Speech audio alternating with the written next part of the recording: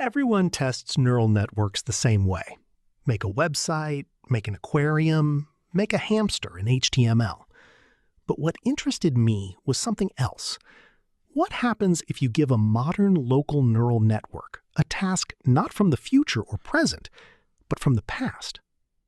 Today, I asked Qwen 3.6 to write a real game for the ZX Spectrum, an old home computer from the 80s with just 48 kilobytes of RAM. For comparison, a regular phone photo weighs 1,000 times more. Spectrum games were usually written in assembly, but since I don't know what the neural network is capable of, I decided to try BASIC first, just to test it. Spectrum games were loaded from cassette tapes, and instead of proper graphics, you got characters, colors, pixels, and suffering. So I decided to check whether modern AI could travel 40 years back and write a game for ancient hardware. I asked the neural network to invent a game in the style of Stalker.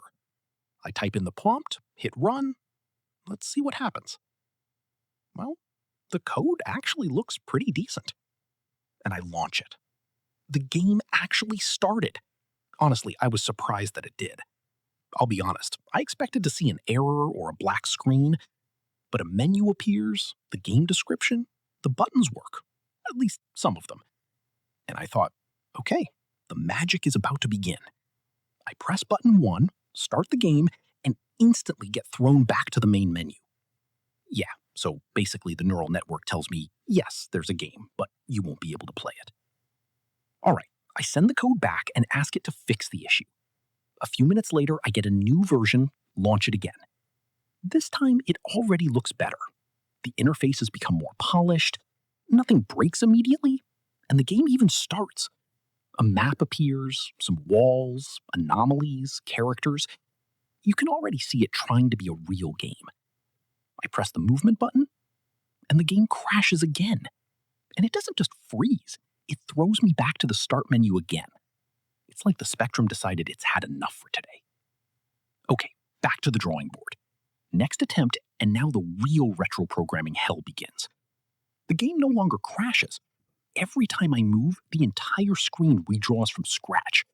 The Spectrum literally clears the screen, then redraws the whole map. All walls, the interface, the characters, all of it. Every single step also renders separately. It looks like the computer is literally suffering. It's in pain.